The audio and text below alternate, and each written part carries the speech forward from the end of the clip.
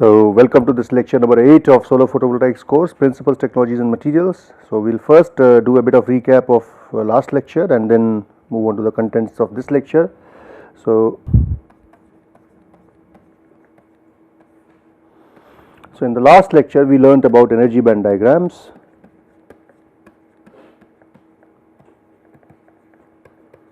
Which are basically EK diagram. E is the energy and K is the wave vector.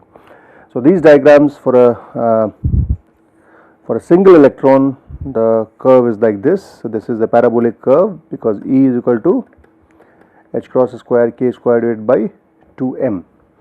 When you plot it for a lattice, the situation changes. For a lattice, you have to plot this energy on all the reciprocal lattice space points. So this is you can say capital K, which is the reciprocal lattice space points, and then you get a kind of many curves for different zones.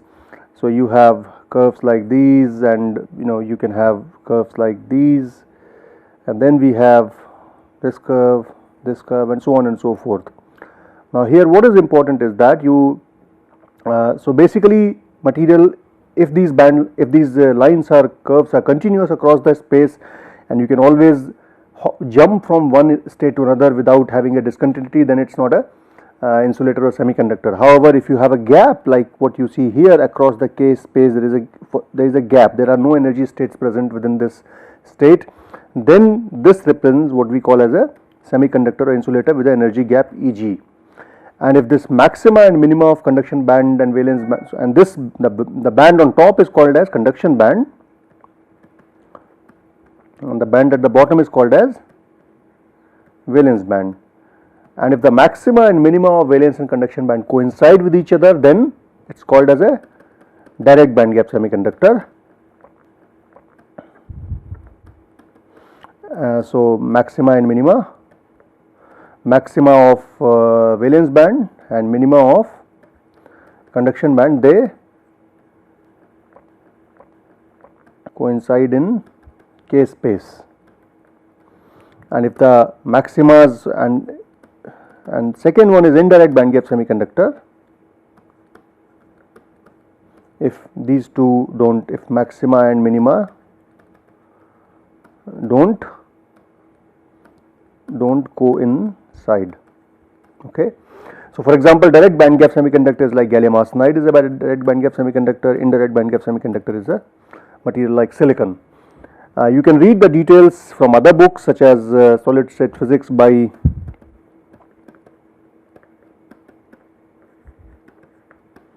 Kittel. This is a very nice physics book. You can also read electronic and magnetic properties of materials.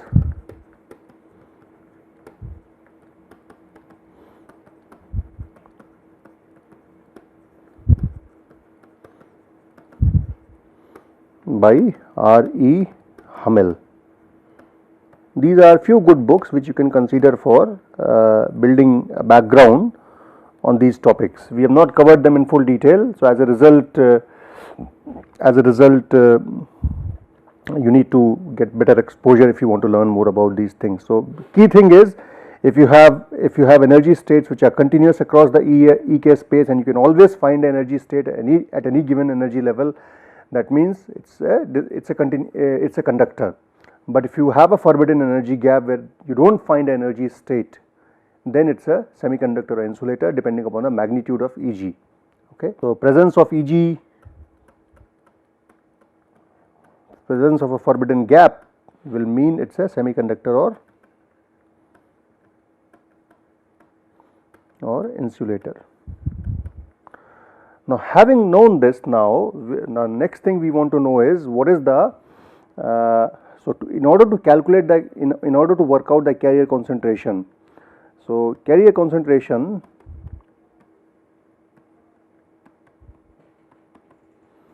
we require, first thing is density of states. So which means how many energy states are available per unit volume, let us say, and then what is the probability of occupation.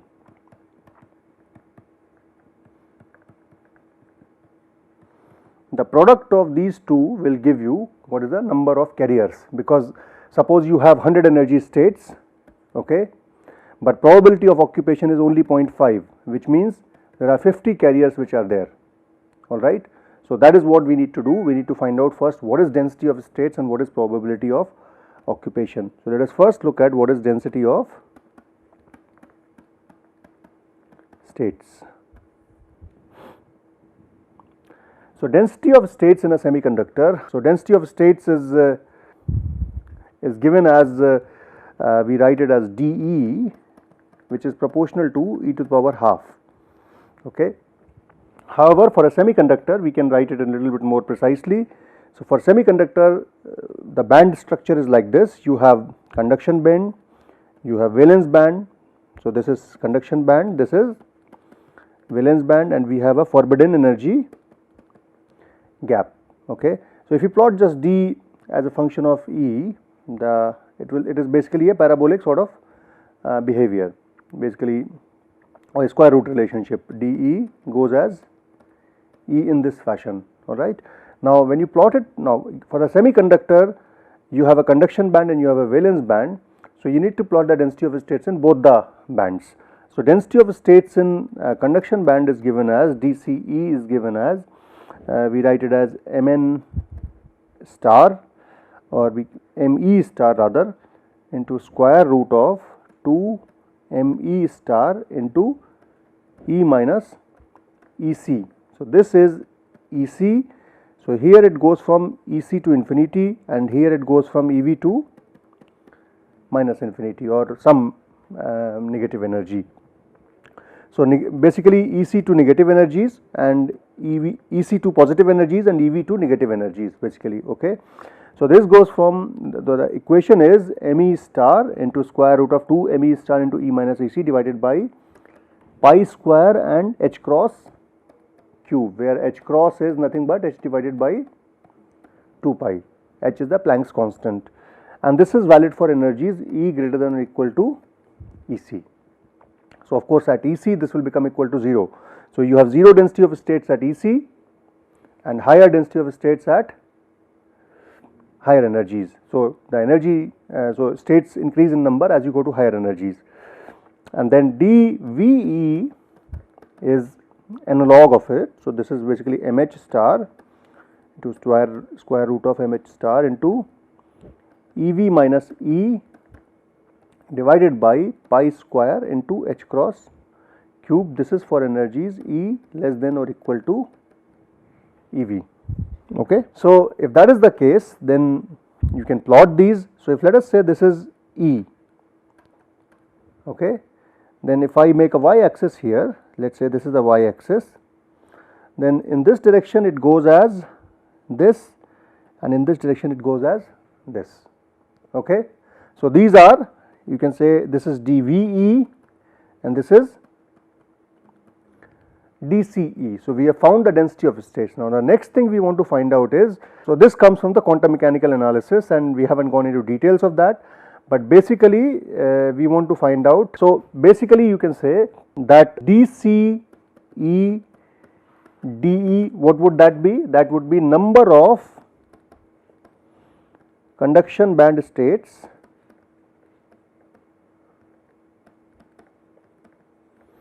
per cc, right, which are in the present in the range, present in the energy range. What is the energy range here? Energy range will be E and E plus dE within that energy range, right. Similarly you can say dVe would be into dE would be number of valence band states per cc present in interval E to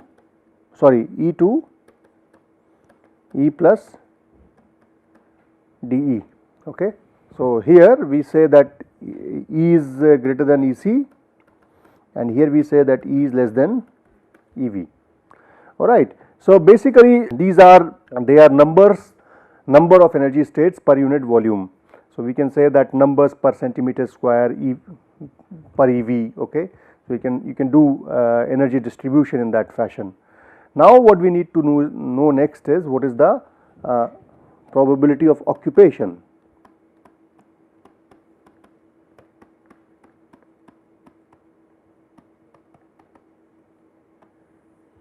This comes from what we call as Fermi-Dirac statistics.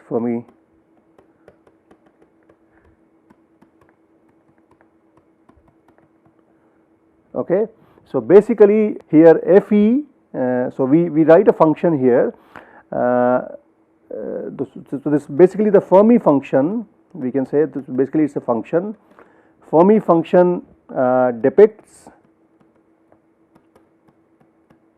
how many of the energy states will be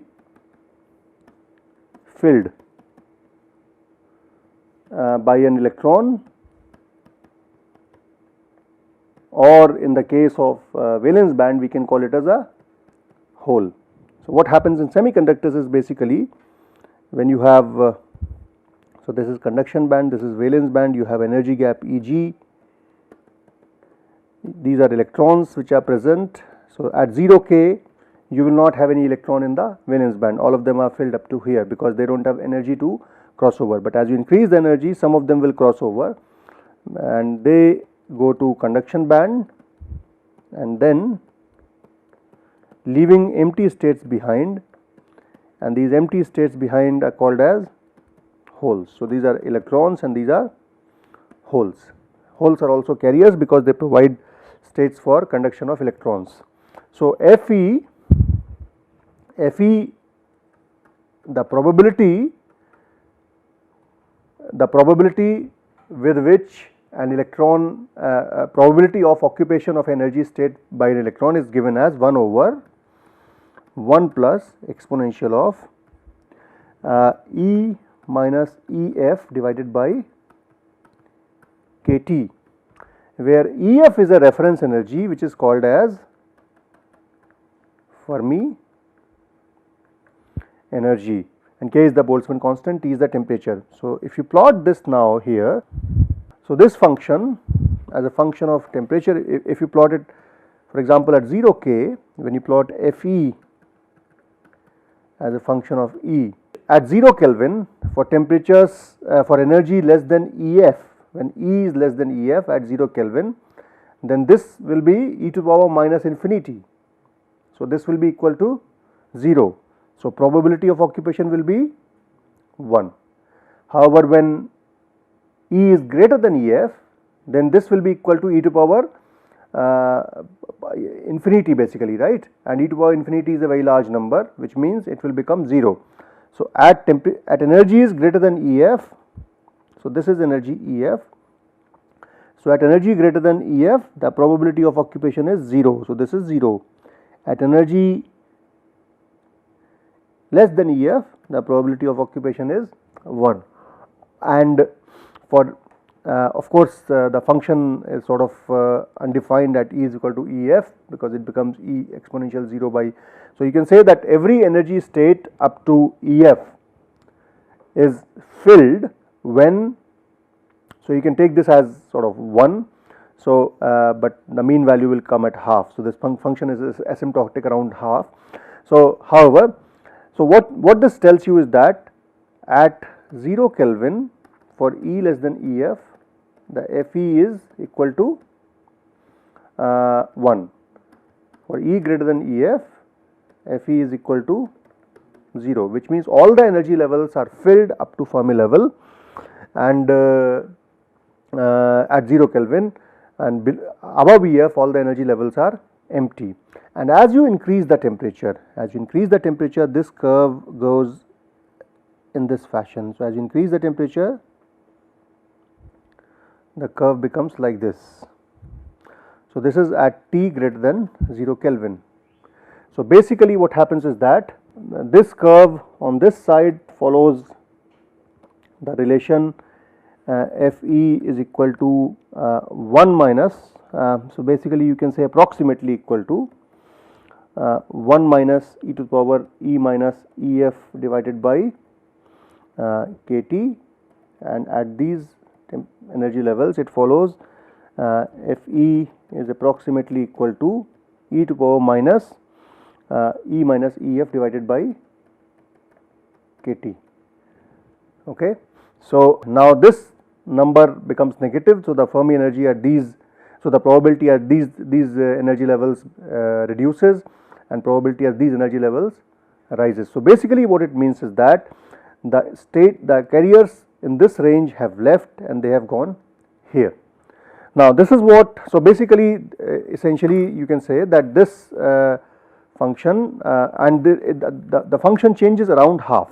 Okay, the function changes around a value half. So if you increase the temperature further, this curve will go in this fashion. Okay, so its node is at half. Now if this is the case, then so at E is equal to Ef, you can say the Fe is half.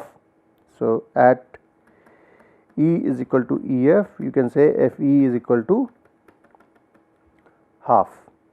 And then if another observation that you make is, when E is greater than equal to Fef plus 3 kT, then you can write exponential of E minus Ef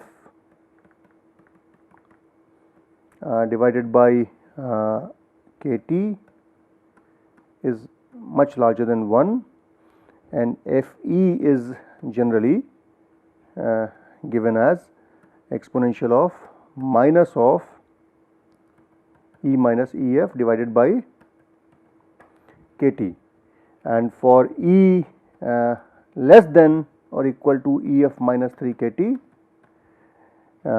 this exponential of E minus Ef divided by kT, this becomes less than 1. As a result, you can write Fe as 1 minus exponential of E minus Ef divided by kT, and this is what we have written there, right. So if you recall, that is what we have written here. This is the behavior. So this energy is, so at these temperatures are the temperature which depict the energy which is E less than Ef minus 3 kT. So this 3 kT is sort of a number beyond which you start having significant changes in the curve on the both sides, and you can approximate this function because this value becomes significantly higher as at these magnitudes. So now if you want to find out the carrier concentration, now the carrier concentration is, for a given semiconductor, we say that this is our conduction band, this is our valence band, the dE goes as this, so this is dE, okay. So this is Cb and this is Vb, okay, and our, for an intrinsic semiconductor, so this is for a pure semiconductor, pure or intrinsic semiconductor. For a pure or intrinsic semiconductor, the Fermi level lies right at the middle. So this is the position of Fermi energy. This is Fe, okay. So you can see that. So this is so the if you now plot the let us say this is the value of Fe and this is the value of this is E and this is dE in this direction. So y axis is energy, okay. This is Fe.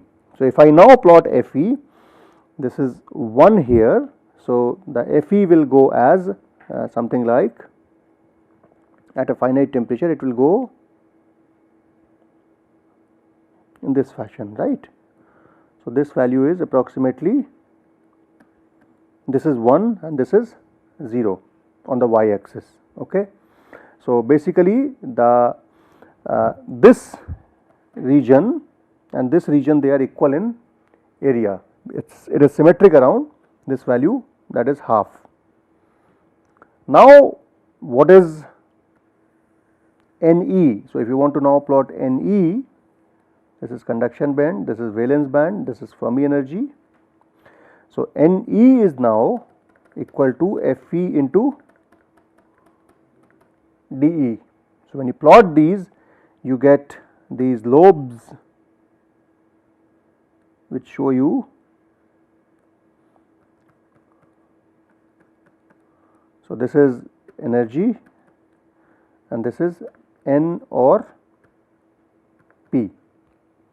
So, electron or hole concentration. So, this is basically the hole concentration and this is electron concentration, and in an intrinsic semiconductor N is equal to, you can say Ne or Nh, okay, instead of N and P. So, we can say Ne is equal to Nh because the Fermi function is symmetric around the Fermi energy, and Fermi energy lies right in the middle of the band gap. Okay. This changes when you make a P or N type semiconductor. So, we would do that when we come back again to this. So, now what we do is that we go to essentially, so we say that for an intrinsic semiconductor,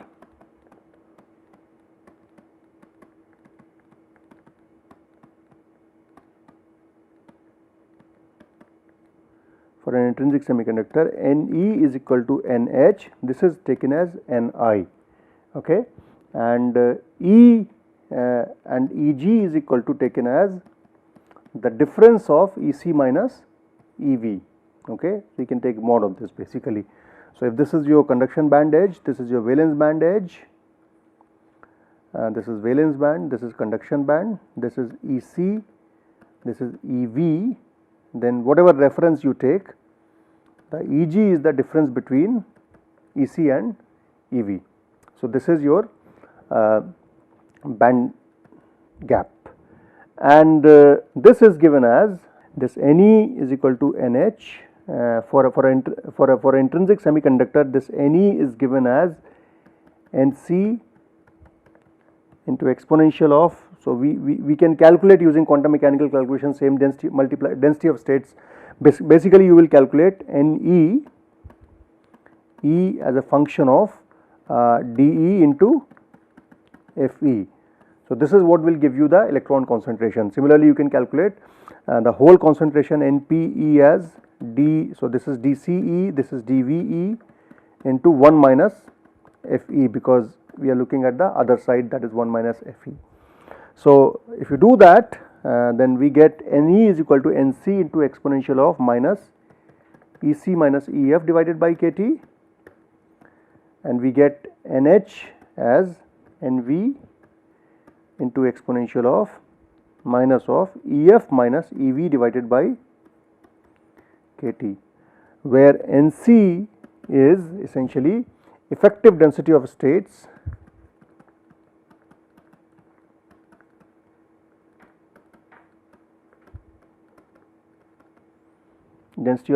in the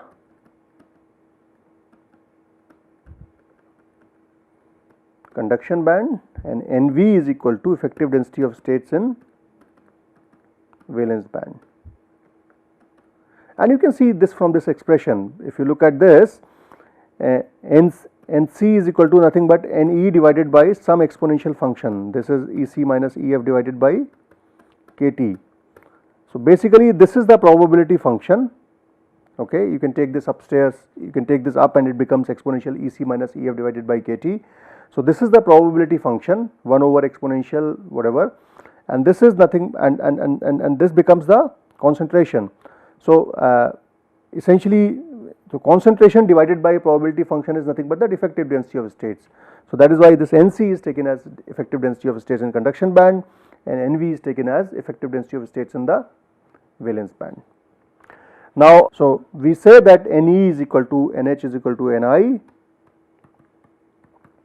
So, we can also say that Ni square is equal to Ne into Nh, which means it will be Nc into Nv into exponential of minus Ec minus Ef divided by Kt into exponential of minus of Ef minus Ev divided by Kt, and if you put them together, it becomes Nc Nv into exponential of, so this becomes exponential minus of Ec minus Ev divided by Kt, and Ec minus Ev is equal to Eg. So this becomes equal to Nc into Nv exponential of minus Eg divided by 2 kT. So Ni is Nc Nv to the power half exponential of 2 will not be here, now the 2 will come.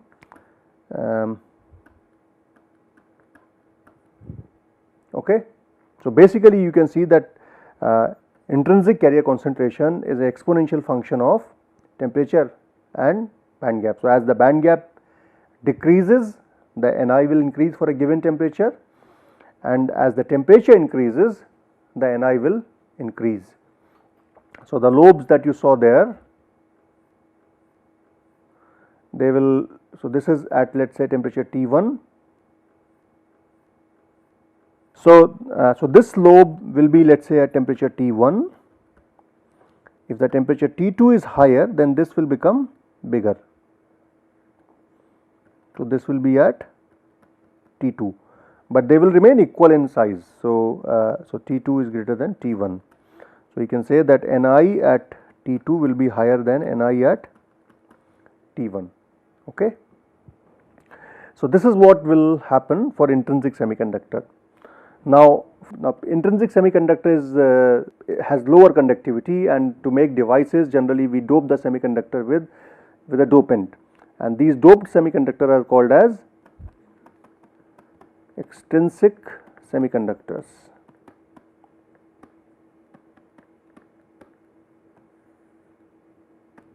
And these extrinsic semiconductors are of two types, one is of N type and second is of P type.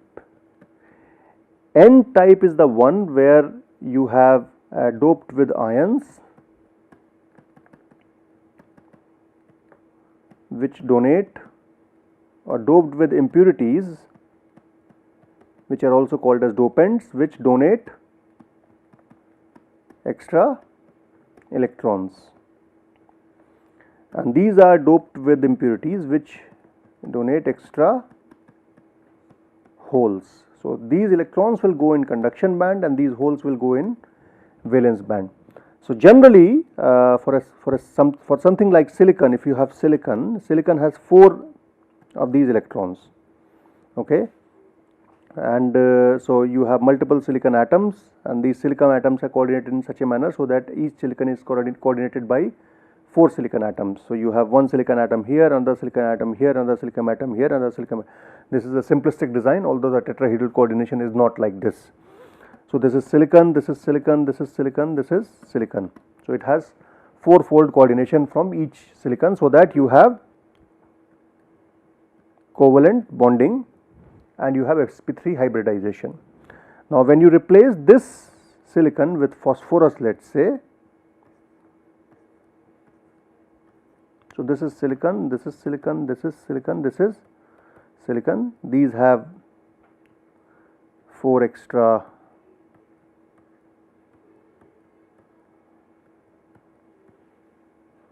so this electron, this electron, this electron, this electron, they all are shared, but phosphorus brings an extra electron because phosphorus is +5 impurity, silicon is +4. So this extra electron is the one which is because of phosphorus atom, and this extra electron goes to conduction band and it makes it a N type semiconductor. So this extra electron is goes to conduction band, leading to a N type behavior. So what it leads to in terms of band representation is, we have silicon whose valence band is here,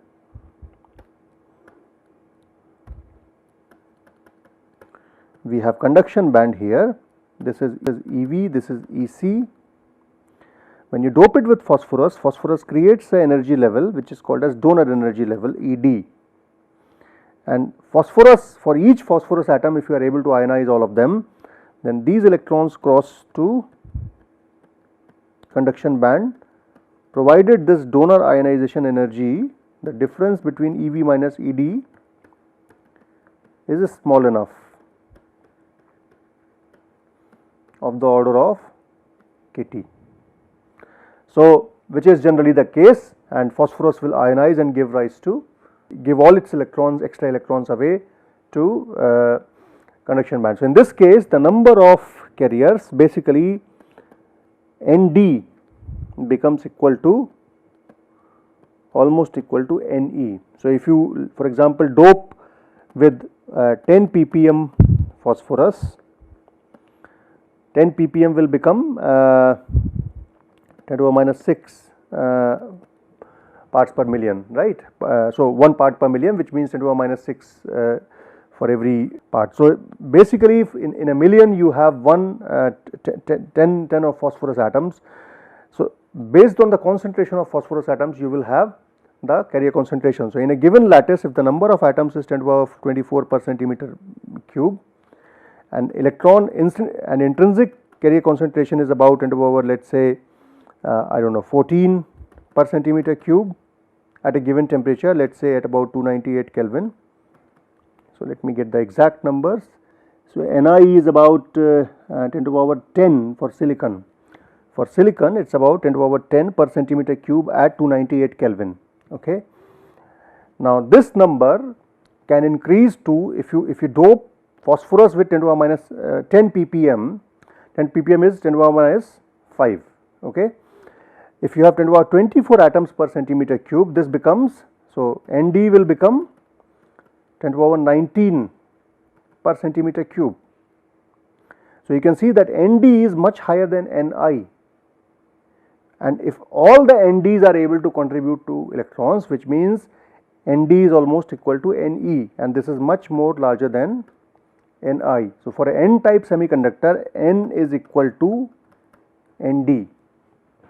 However, because of mass conservation, Ne into Nh is always equal to Ni square. When you increase when the electron concentration suddenly increases, then recombination also increases. So, when the recombination increases, then of course the whole concentration also tends to decrease in the valence band. So, as a result, this relation has to be always followed. So, for a N type semiconductor, this Nh is equal to Ni square divided by Ne, or it is equal to Ni square divided by Nd. Okay. So, for a N type semiconductor, in summary, you have Ne is large, almost equal to Nd, and Nh is small as against the intrinsic semiconductor. If you take for a now P type semiconductor,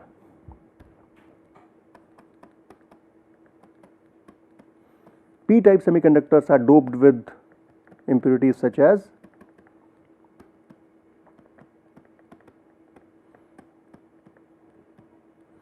boron, which are trivalent impurities. Okay. Phosphorus pentavalent, these are trivalent. So, when these are trivalents, then if you make the same configuration, you have these silicon atoms, silicon, and then you have boron. So, boron comes with only 3 electrons, silicon has 4 electrons to share. So, this boron atom now, it basically, you can say, now where does it need to bring an electron from? It cannot bring an electron, it is short of electrons, right. So, this creates a hole in the valence band. So, so this will be basically, you can say, 3 electrons are shared, and this is basically, you can say, there is a hole there. So, basically what happens is that in the band diagram perspective, this is conduction band, this is valence band, this is EC, this is EV. The P doping will causes energy, will create energy level EA, accepted energy level, which will take the electron from here to here to fulfill its configuration for the bonding and leaving a hole. So, it will take a electron from somewhere here, leaving a hole in the lattice somewhere. Okay. So, to make this covalent bonding, it will create a hole somewhere else. So, this is the hole that is created. It has taken an electron away from some silicon. Okay. So, essentially it will create holes because these electrons will go here to the, so this is acceptor energy level. So, this is again, this energy level is EA minus EV is of the order of kT, and that is how P type doping will work. For a P type doping in the analogous manner, this NH is equal to Na. As a result, Ni square is equal to Ne into NH. We can write this is equal to Na into Ne. So, Ne is equal to Ni square divided by Na.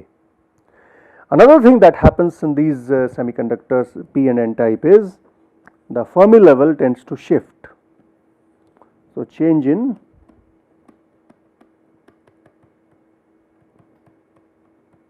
Fermi level. So, the Fermi level for a intrinsic semiconductor is here, this is EFI. For a P and N type semiconductor, so this is EFN, and this will be EFP. The Fermi level tends to shift up for a N type towards the conduction band, this is EC, this is EV, and Fermi level tends to shift down for a P type semiconductor. Okay. Now, this has repercussion in terms of what we drew earlier, the energy band diagram. Now, you can do the similar energy band diagram picture that we did earlier. We drew that. So, now if I draw this in this fashion, let us say this is EC, this is EV, and for a N type semiconductor this is EF somewhere on top, this is EC, this is EV. If you plot density of states DE will go in this fashion, on this side like this, on this side in this fashion.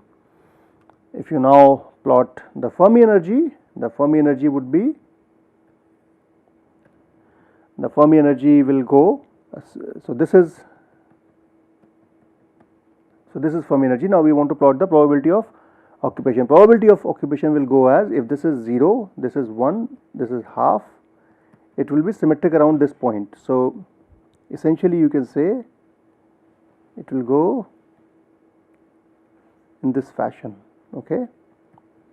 So, this is 1, this is 0, this is Fe. So, the center point has shifted to top now. So, now if you want to plot the electron concentration, so electron concentration, I can use the same color for lines, these are the blue lines here, again the blue lines here.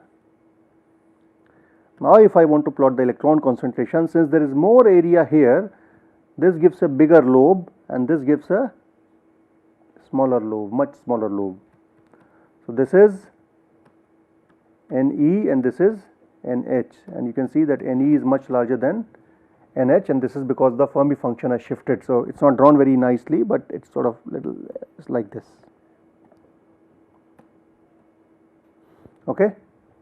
For a P type, on the other hand, you can draw it in a different manner. For a P type, if this is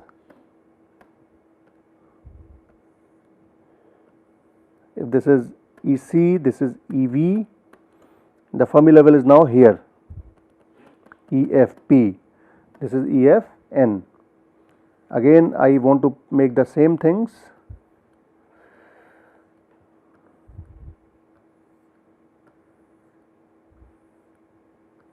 So, here I want to plot DE, I want to plot FE, and I want to plot NE or PE, right, NE or NHE, or basically carrier concentration. So, if I want to plot for this will remain same, the same behavior. In this case, now the Fermi level has come here. So, Fermi level has come here. Now, you can see that the Fermi level will,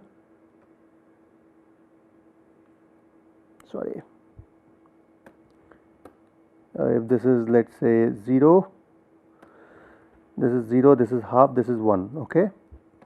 So, it will go something like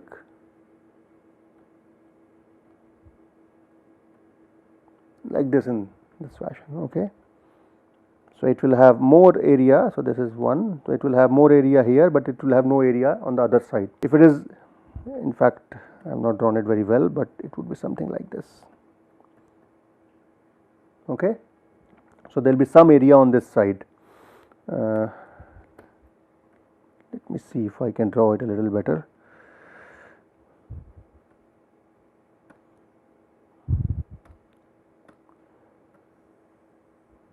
Okay, basically you can say this curve will go something like this, okay, and it will go something like this on the other side, touching 0 here, okay.